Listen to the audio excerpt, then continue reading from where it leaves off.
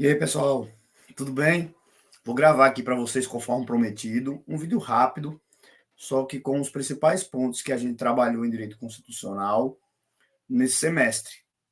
Como está passando aqui embaixo da tela, como vocês podem perceber, está passando aí os conteúdos que vão ser versados nessa prova de depois de amanhã, de sexta-feira, que é constitucionalismo e constituição, onde a gente trouxe a história do constitucionalismo e a importância da Constituição, o que é uma Constituição, o histórico das constituições, falamos sobre poder constituinte, originário, derivado, decorrente, reformador, os direitos e as garantias fundamentais e o artigo 5º como um todo. Então, eu peço a vocês que se dediquem nos estudos desses 4 conteúdos básicos que nós vamos trabalhar, para que a gente vá ganhando corpo, para entrar depois em controle de constitucionalidade, em conteúdos mais específicos do direito constitucional, que a gente vai trabalhar ao longo do curso.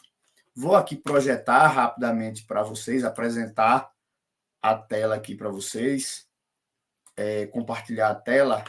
E ao compartilhar a tela, eu vou compartilhar aquele material que eu dividi com vocês. Acho que ele já aparece aí em tela.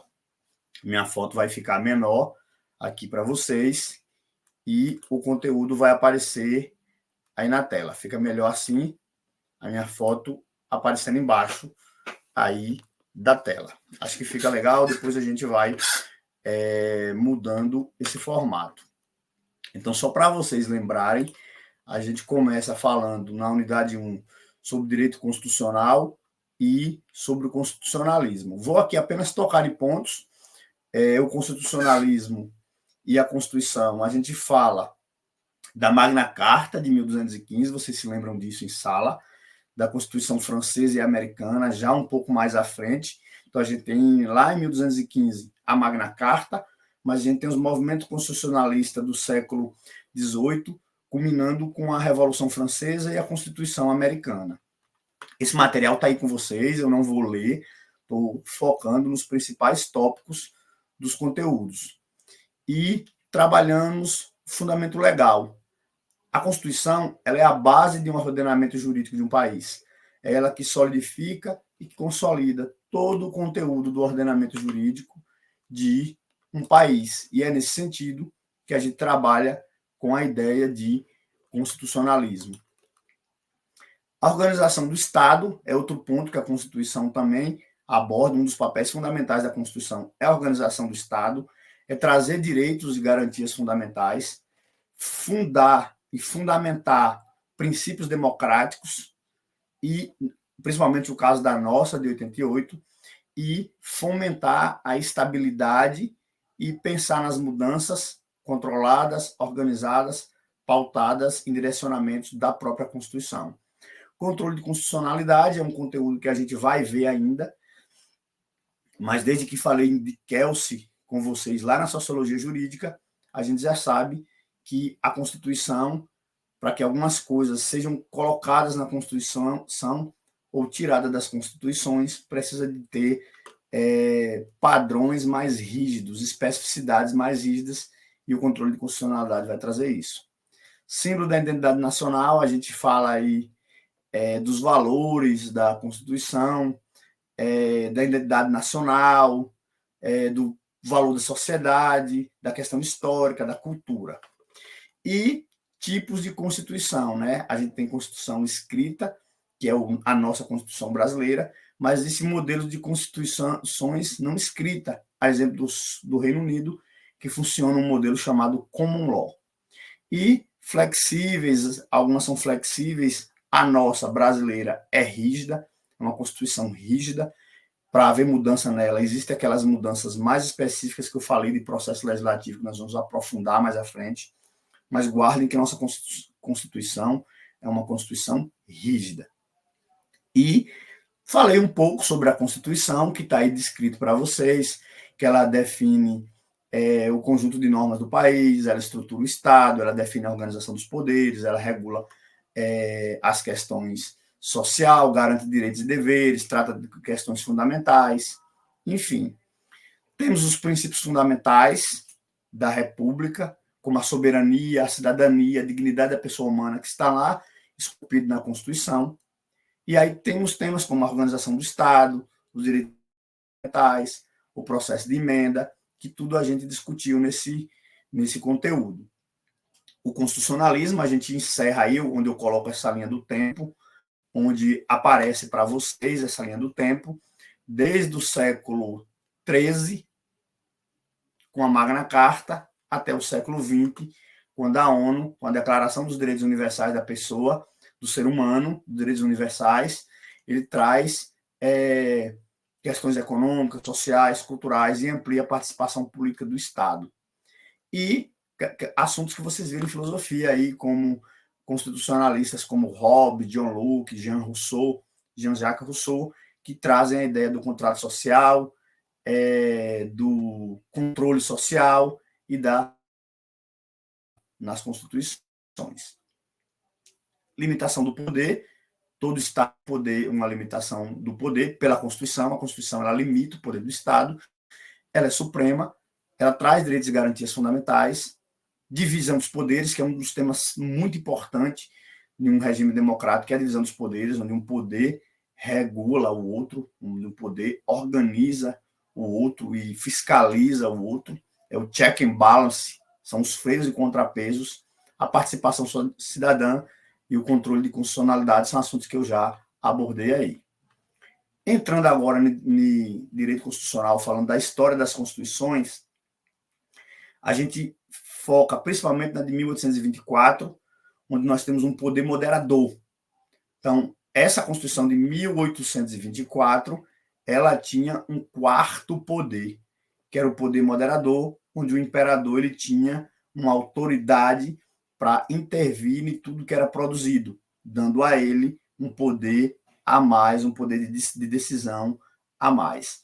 A Constituição de 1988 é a Constituição cidadã, é uma Constituição democrática, é uma Constituição promulgada, que tem toda uma participação popular, que inclusive está fazendo 36 anos. E esse ano estamos fazendo 200 anos de constitucionalismo. Se vocês pegarem aqui 1824 para 2024, 200 anos de constitucionalismo.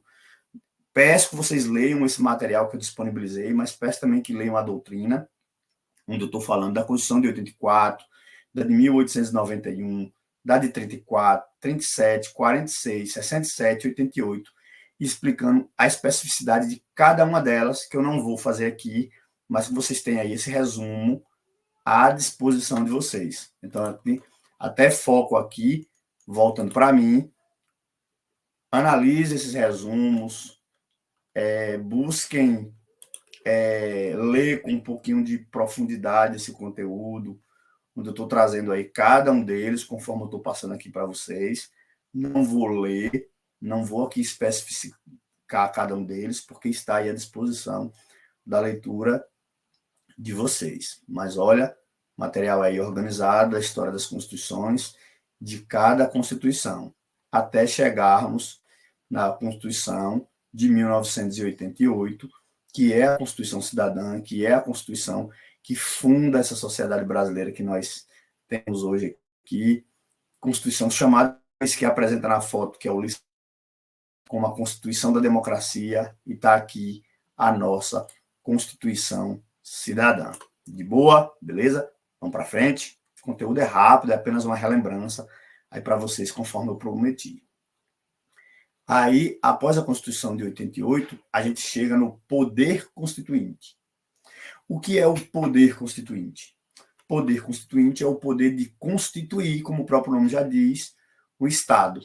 Nesse resumo, eu disponibilizei para vocês todo esse mapa mental, onde eu explico o poder constituinte, cada especificidade, onde está aí discorrendo que ele é ilimitado juridicamente, ou seja, nenhuma lei limita o constituinte na hora de construir uma Constituição, na hora de elaborar uma Constituição.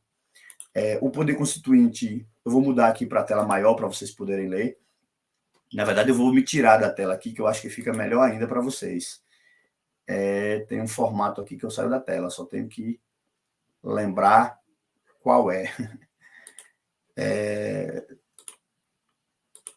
Só um minutinho aí, viu? Para o prof poder se organizar.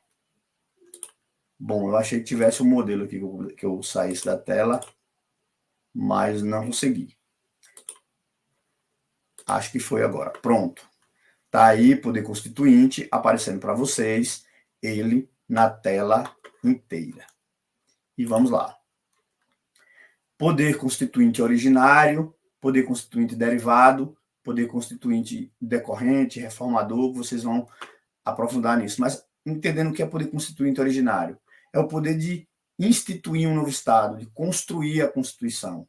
E o poder constituinte derivado, ele deriva da Constituição, que a gente vai falar dos deputados federais, dos senadores, dos deputados que podem ter o poder de reforma à Constituição. Que a gente explica a definição de poder constituinte originário, que é o poder de criar, como eu acabei de explicar, as características desse poder constituinte. Né? Ele é soberano e autônomo. Ninguém pode limitar o poder constituinte originário. E aí a gente apresenta características. Ele é um poder imediato, que se refere-se ao exercício diretamente do povo, sem intermediários, sem situação em situação de emergência ou necessidade de mudança radical.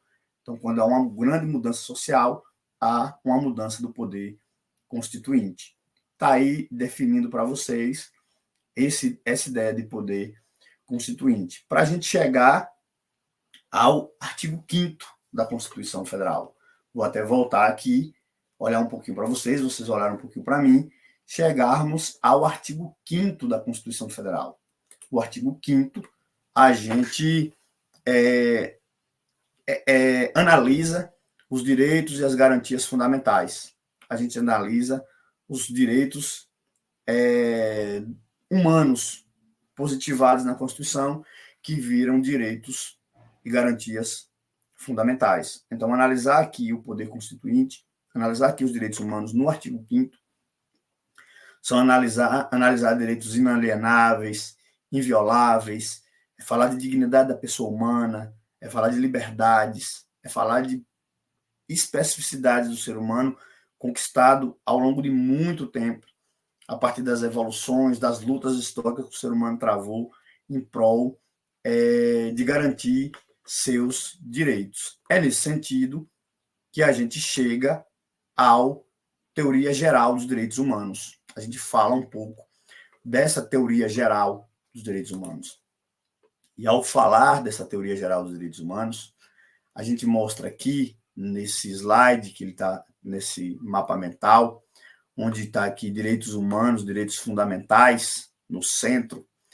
E ao sair do centro dos direitos fundamentais, a gente discute aqui a eficácia dos direitos fundamentais. E ao discutir a eficácia dos direitos fundamentais, a gente começa a perceber a eficácia que ela pode ser vertical ou horizontal. O que é vertical? O Estado, para com a gente, ele precisa atender os direitos humanos. Do maior para o menor, precisa atender os direitos humanos. Estado e cidadão, como eu coloco aqui, ó, vocês dão uma olhadinha aqui, aparece Estado e cidadão. E o que seria eficácia horizontal? Tratado entre iguais. Então, na relação entre cidadão e cidadãos, entre um e outro, nesses efeitos externos, nós também garantimos direitos fundamentais. Ou seja, no meu tratamento com alguém, num contrato que eu faça com alguém, é preciso entender e garantir que os direitos fundamentais sejam valorizados. Está dentro daquela ideia que eu falei em sala, vou até voltar aqui para mim, para ver se vocês lembram, quando eu falei em sala do arremesso de anões. Lembram que eu falei em sala que os anões aceitavam, assinavam um acordo de serem arremessados em troca de dinheiro, só que o arremesso de anão feria direitos fundamentais que são indisponíveis. Direitos humanos, direitos fundamentais, em sua maioria, em regra, são indisponíveis. O que quer dizer indisponíveis? Quer dizer que eu não posso dispor, que eu não posso abrir mão, que eu não posso dizer, não, eu não quero ter esse direito, não. Direito à vida, direito à liberdade, direito à dignidade, que foi um dos temas tratados no arremesso de anões, ferindo essa dignidade, esses direitos não podem ser dispostos, eles não podem abrir mão de tais direitos. Nesse sentido, que aparece para vocês aí esse mapa mental. E a gente tem direitos do homem, direitos fundamentais e direitos humanos. E eu expliquei para vocês, né, que os direitos do homem está relacionado aos direitos naturais, que nós vimos lá na sociologia jurídica, desde a sociologia jurídica.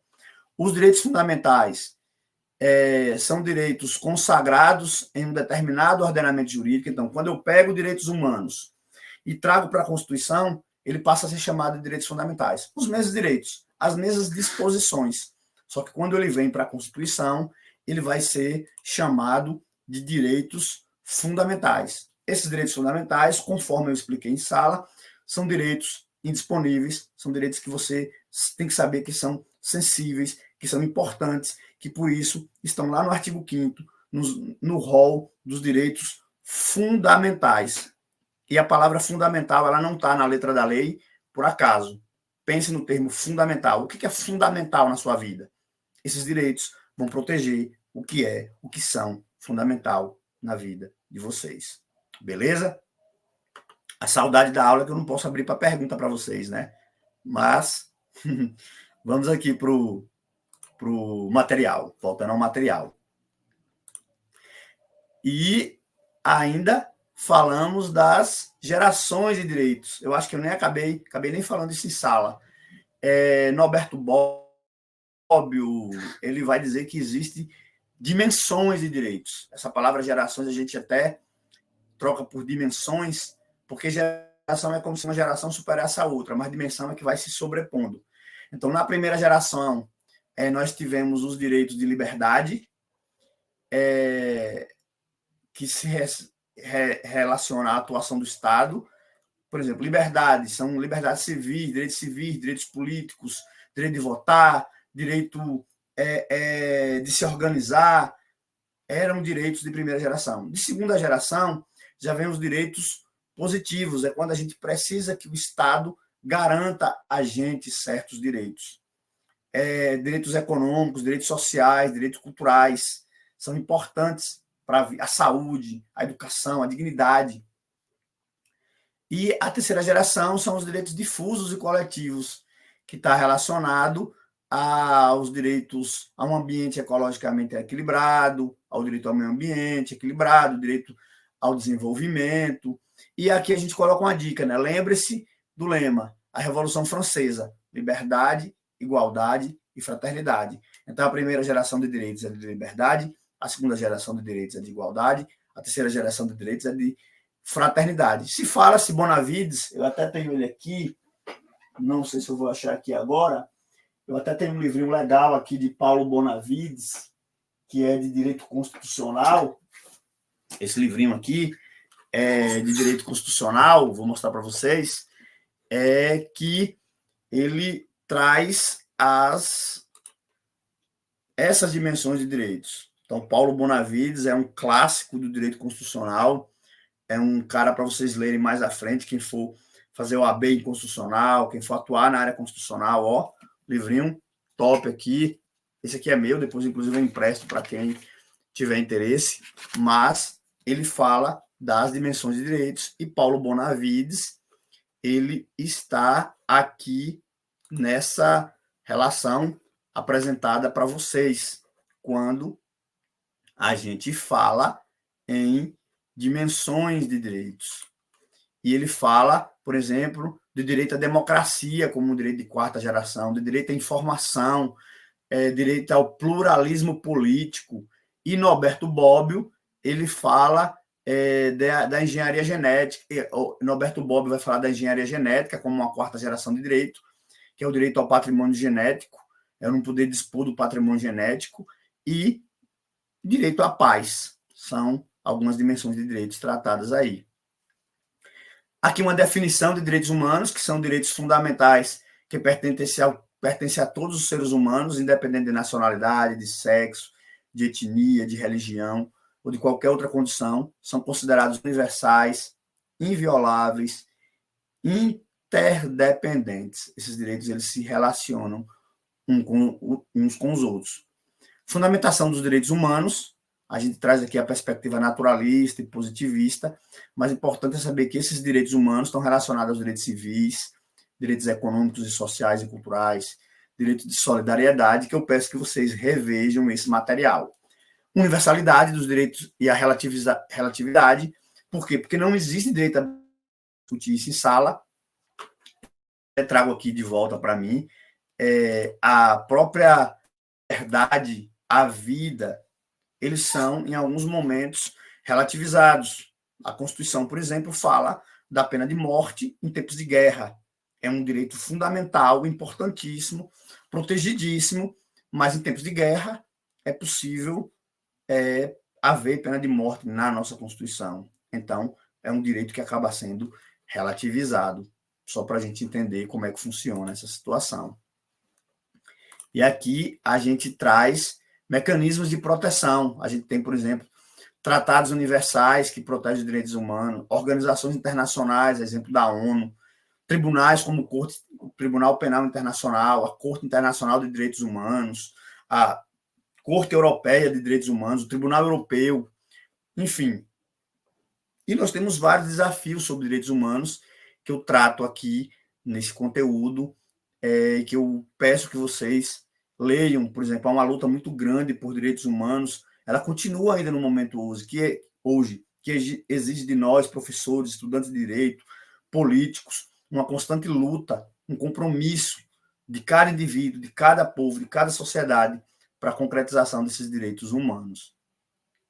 E, por fim, dos nossos conteúdos aqui, vai ser rápido, acho que eu estou aqui em 21 minutos de conteúdo para vocês. A gente chega aos direitos fundamentais. E falar de direitos fundamentais, como aparece aqui ao lado, é a gente falar desses conteúdos que a gente vem trabalhando aqui agora com vocês. É falar de questões que são fundamentais aos seres humanos. E para isso, o mundo, o ser humano, após seu processo civilizatório, após um processo longo de civilizatório, ele criou as constituições, como nós vimos no constitucionalismo, para que o rei, o presidente, o chefe de Estado, ele possa muito, mas não possa tudo. Ele possa muito, mas ele não possa, por exemplo, fazer as coisas ao seu bel prazer. E que exista uma constituição para colocar ele nas 4 linhas, para colocar ele na caixinha e não deixar que ele extravase o poder da forma como ele bem entenda. É isso que a gente discute aqui na Constituição, aqui falando de direitos fundamentais. Beleza? Vamos aqui para a tela inteira do conteúdo. E conceito são aqueles direitos indispensáveis à pessoa humana, necessário para assegurar a todos uma existência digna, livre e igualitária.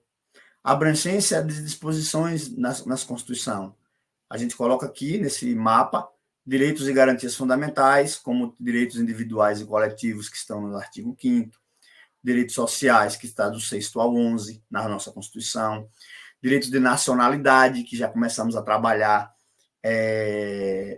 nas aulas anteriores, não vai cair na prova, mas nós já começamos a falar sobre jus sólios, jus sanguíneos, sobre os critérios de brasileiro nato, brasileiro naturalizado, estrangeiro, direitos garantidos aos brasileiros natos, direitos garantidos aos estrangeiros, direitos políticos, direitos de criação, organização e participação em partidos políticos, que está lá do artigo 14 ao 17, e a gente vai aos poucos, com tranquilidade, destrinchar esses conteúdos na nossa Constituição, no nosso direito constitucional brasileiro, que é um direito incrível, que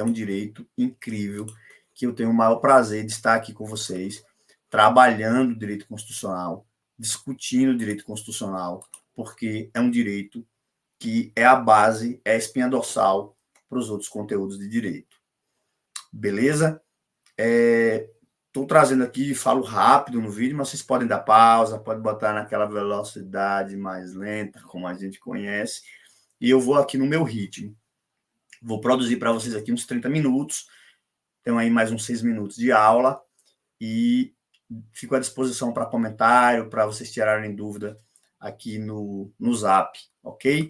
Vamos caminhando aqui para o final, vou projetar sua tela novamente, que fica melhor para a leitura de vocês. Então, os direitos individuais e coletivos estão do artigo 5º ao 7º, e aí nós temos direito à vida, à liberdade, à igualdade, à dignidade, direito à propriedade, está lá garantido como direito fundamental na nossa Constituição, direito de reunião e associação. Então, o direito de me reunir, de me associar, é um direito fundamental. Direitos sociais, que começam a partir do artigo 6º, na Constituição, educação, saúde, trabalho, moradia. Então, tudo isso não está disposto por acaso na Constituição. E os direitos de nacionalidade, que eu não vou pôr na prova, mas que fica aí a dica para vocês irem se aprofundando, porque estabelece quem é considerado cidadão brasileiro e quais os direitos para essas pessoas. Direitos políticos, que está relacionado ao voto, que está relacionado a ser eleito, a eleger, a escolher, ao direito de escolha, e diversos outros. A paz e a segurança, que a gente falou lá de Norberto Bobbio e de Paulo Bonavides, e as cláusulas pétreas, artigo 60. As cláusulas pétreas, novamente eu digo para vocês, eu não vou me aprofundar aqui, até porque é um tema que a gente vai começar nas próximas aulas, porque falar de cláusulas pétreas está relacionado a falarmos de controle de constitucionalidade, que é um assunto muito importante do direito constitucional, que é o assunto que quando vocês leem os jornais, vão para a TV, vê as reuniões do STF, em regra eles vão estar falando de controle de constitucionalidade, o que pode, o que não pode, se o deputado se excedeu, se o gestor se excedeu numa decisão, e é um tema bastante caro para o direito constitucional brasileiro. Aqui a gente fala dos direitos ambientais, dos direitos de vulneráveis, e o artigo 5º especificamente. O artigo 5º é considerado um dos mais importantes artigos da Constituição brasileira. Eu não vou aqui ler para vocês todo o conteúdo, que eu já falei, inclusive, direito à vida, à igualdade, à privacidade, à intimidade, como falamos em sala, onde eu dei, inclusive, exemplos, direito de propriedade, onde a gente tem direito a ter os nossos bens, as nossas posses, tudo dentro das limitações constitucionais, as cláusulas pétreas, a interpretação e aplicação da lei, da Constituição. Isso a gente vai aprofundar lá em controle de constitucionalidade. O que eu quero aqui que vocês se apeguem a esse mapa mental, onde eu trago o artigo 5º, onde eu falo da inviolabilidade, a liberdade de consciência, onde eu falo das questões civis e militares, da interdição, da internação coletiva, que é assegurado nos termos da lei a prestação de assistência religiosa, que as pessoas que estão, por exemplo, presos têm direito a confessar uma fé, que ninguém pode ser privado de seus direitos por motivo de crença religiosa, de convicção filosófica, política, que são invioláveis a intimidade, a vida privada, a honra, a imagem das pessoas, elas são invioláveis. Que é livre a expressão da atividade intelectual, artística, científica, que é livre a manifestação do pensamento e da opinião, sendo vedado o anonimato, que a casa é o lugar inviolável, é um asilo inviolável. Então, isso vai ter repercussões, vou até trazer de volta aqui para mim, isso vão ter repercussões, colegas, na seara penal. Quando alguém entrar com um mandato de segurança, um mandato judicial, sem mandato judicial na sua casa, o que está acontecendo aí agora com essa advogada, influência, a Deolane, acho que é esse o nome dela, de estar presa, foi para regime domiciliar, voltou para a prisão porque descumpriu questões do regime, a questão de ela ser advogada, se o escritório dela poderia ser violado, se a casa dela poderia ser violada, aí entra na questão da inviolabilidade do lar, da inviolabilidade do domicílio, que são temas que a gente vai falar em constitucional, que vocês vão estar lá em penal e dizer, poxa, o professor Anselmo falou disso. Então, esse é o principal objeto do direito constitucional, é que vocês vão ver nas outras disciplinas, lembrando que constitucional regulamenta penal, constitucional regulamenta meio ambiente, constitucional regulamenta direito do trabalho, constitucional regulamenta direito imobiliário, constitucional regulamenta o direito como um todo no Brasil. Beleza? Voltando aqui ao material, que é o mapa que eu disponibilizei para vocês. Aí a gente tem aqui a consciência de crença, e aqui está no mapa, sobre o exercício de cultos religiosos, sobre ninguém pode ser privado de direitos, e aí traz o motivo e as exceções, sobre a inviolabilidade da intimidade, da vida, da honra, sendo assegurado o direito à indenização moral ou material, e vocês vão estudar isso aqui, em direito civil, sobre dano moral, dano material, sobre a questão do domicílio, que eu acabei de falar, que a regra é que ninguém pode penetrar no domicílio sem consentimento do morador. Tem as exceções, flagrante, desastre, para socorro, isso pode ser durante o dia ou durante a noite, ou determinação judicial só durante o dia. Por isso que a gente ouve, vou até trazer aqui para mim, por isso que a gente ouve muitas vezes, 6 horas da manhã, a Polícia Federal bater na porta de alguns suspeitos com mandado com mandado de prisão. Por quê? Porque não pode adentrar na casa de ninguém à noite, nem com mandado de prisão. Mesmo que tenha um mandado de prisão, só pode entrar na casa de alguém sem autorização da pessoa durante o dia, e se tiver mandado de prisão ou mandado de busca e apreensão, alguma ordem judicial. Acabando aqui, a livre expressão, né? A liberdade de expressão intelectual, artística, científica, de comunicação. E independente, a gente vai falar de censura, de licença, então é importante sabermos que o artigo 5º tem toda essa estrutura protetiva. Não vou aqui adentrar especificidades, conteúdo rápido aqui para vocês, de 30 e poucos minutos. Estou à disposição. A avaliação está muito tranquila, muito objetiva, de acordo com esses temas aqui abordados na revisão, de acordo com os temas abordados em aula. Então, eu digo a vocês que leiam, estudem, se organizem com esse material, com a doutrina que eu indiquei aí, Natália Masson, Pedro Lenza, o Adi Lamego Bolos, e diversos outros autores de direito constitucional, para que vocês vão degustando. Meu objetivo como professor de direito constitucional é que vocês vão tendo prazer pelo direito constitucional, vão passar a gostar do direito constitucional e vendo que o direito constitucional regulamenta a vida da gente como um todo. Beleza? À disposição aí no Zap, dúvidas, e até a prova, até a avaliação, que eu creio que será bem tranquila, pessoal. Beleza? Até mais aí, viu?